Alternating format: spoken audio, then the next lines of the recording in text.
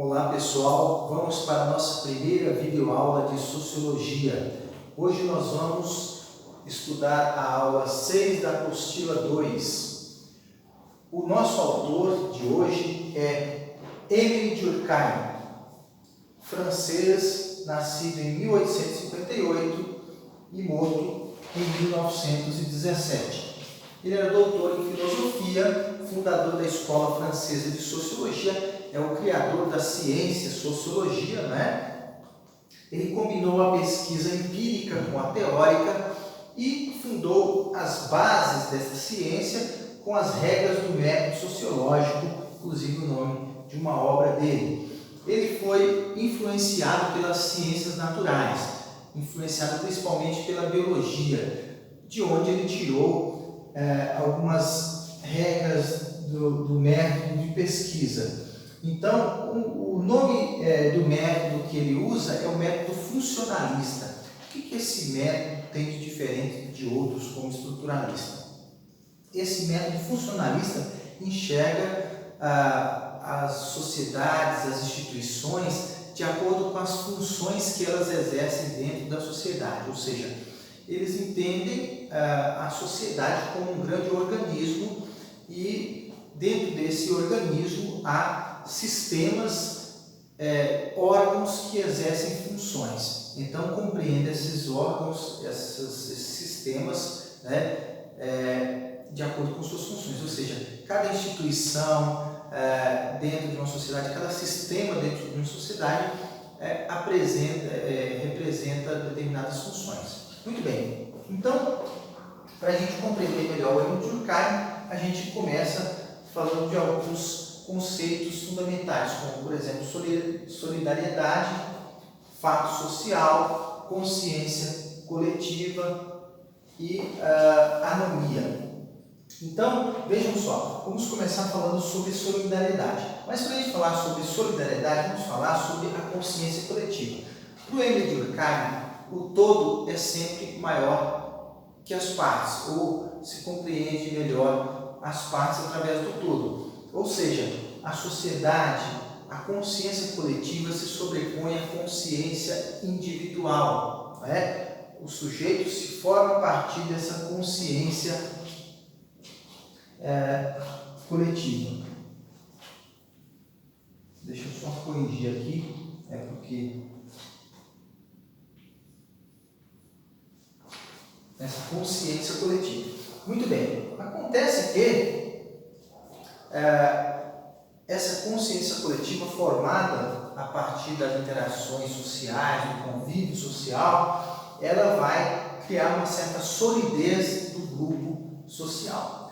Essa solidez, daí vem a palavra solidariedade, né? Solidariedade no que diz respeito à solidez do grupo, ela pode ser de dois tipos. A solidariedade pode ser mecânica e pode ser orgânica. Então vamos lá. No que diz respeito à solidariedade mecânica, o que a gente pode falar? A gente pode dizer que não há grande diferenciação entre os papéis que as pessoas exercem dentro de uma sociedade. Ou seja, as pessoas em uma sociedade com a solidariedade mecânica, elas têm os papéis sociais, as suas funções muito parecidas, Então, aqui, pessoal, nós estamos falando daquelas sociedades pequenas, rurais, aquilo que o Fernando Tunis chama de comunidade, Então, a solidariedade mecânica, há pouca diferenciação dos papéis e uma convergência de crenças, ou seja, há uma tendência de que as pessoas, nesse tipo de sociedade, elas tendem a ter valores muito parecidos uns com os outros. A liberdade individual, portanto, é muito pequena, ou seja, se o grupo é muito coeso, muito fechado, você tem pouca liberdade para o indivíduo ser o que ele quer como indivíduo. Ele tende a ser cobrado muito mais, a se parecer com o grupo do que em qualquer outro lugar.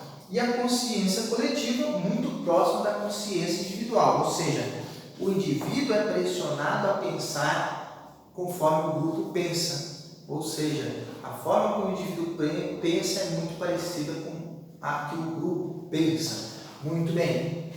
Depois tem a solidariedade orgânica. Aqui orgânica, dando a ideia de organismo, né? Ou seja, de que há vários órgãos. Pensa no corpo humano, por exemplo, como um organismo em que há várias partes desempenhando funções diferentes para que o todo funcione. Mais ou menos essa ideia aqui. Então, há uma diferença entre os papéis, as funções exercidas pelos indivíduos, ou seja, numa solidariedade orgânica, os indivíduos eles se unem, eles se agregam, né, exercendo papéis muito diferentes para complementar o todo.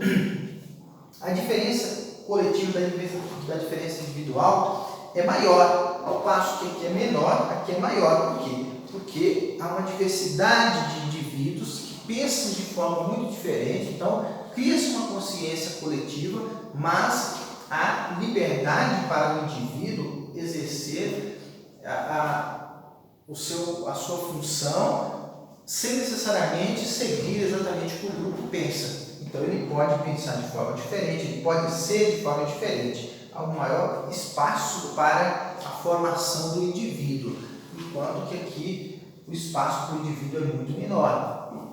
Certo? Há uma grande diversidade de espaços aqui para os indivíduos se manifestarem. Muito bem. Para que a sociologia pudesse funcionar como uma ciência, o Durkheim criou o método científico para a sociologia. E uma das coisas necessárias para esse método científico é estudar um determinado objeto. Qual é o objeto de estudo da sociologia?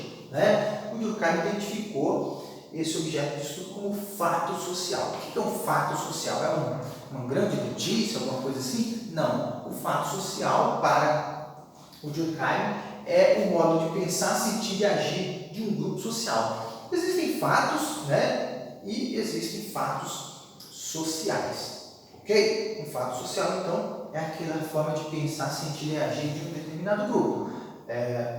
Então, lembra lá, pensar, sentir e agir, né? Isso forma o fato social. Então, um determinado acontecimento, ele está recheado de valores, de normas, de sentimentos, de atitudes. O que caracteriza esse fato social? Isso aqui é importante a gente perceber essas três características, né? Então, a primeira delas é a exterioridade, ou seja, o fato social, ele é exterior ao indivíduo. Embora o indivíduo possa participar dele, ele está fora do indivíduo, ele não acontece só no indivíduo, então ele é social. Depois, a coercitividade, que é a pressão que o fato social exerce sobre o indivíduo. O indivíduo é pressionado a agir de acordo com o grupo, ele é pressionado a seguir aquilo que o grupo propõe. Então, ele não tem muita escolha com relação a isso. E depois, a generalidade, que é a característica do fato social de englobar a todos, né? Ele generaliza, o fato social abarca a todos de uma sociedade. Muito bem. O fato social, para o Durkheim, ele pode ser, digamos, qualificado como normal ou patológico. Normal é um fato social que se produz na média de uma determinada sociedade, se produz normalmente, ou seja, aquilo é algo normal em toda e qualquer sociedade. Por exemplo, crime, né? Toda sociedade produz crime. Um governante, por exemplo, ele deve ser como um médico. Ele deve tratar essa sociedade de uma maneira de que ela esteja prevenida para não acontecer crimes, mas sabendo que pode acontecer e vai acontecer. Da mesma forma que a sociedade estará preparada para combater esses crimes. O Estado já cria a polícia porque ele sabe que os crimes vão acontecer, né? Então, esse fato social normal são fatos que ocorrem normalmente em toda a sociedade.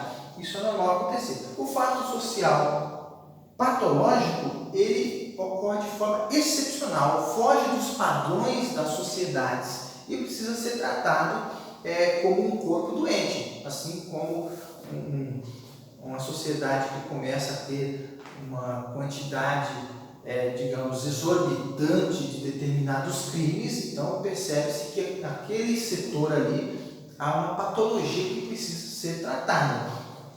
Então, os fatos sociais podem ser desses dois tipos. Bom, em se tratando de sociedade, normalmente você tem um problema que é a anomia. Essa anomia ocorre por conta do descompasso entre as instituições, né, e as normas sociais. Então, a palavra anomia quer dizer sem normas ou ausência de regulamento, né? Então, imagina assim, uma sociedade que está vivendo um problema de crimes cibernéticos. Quer dizer o quê? Quer dizer que as instituições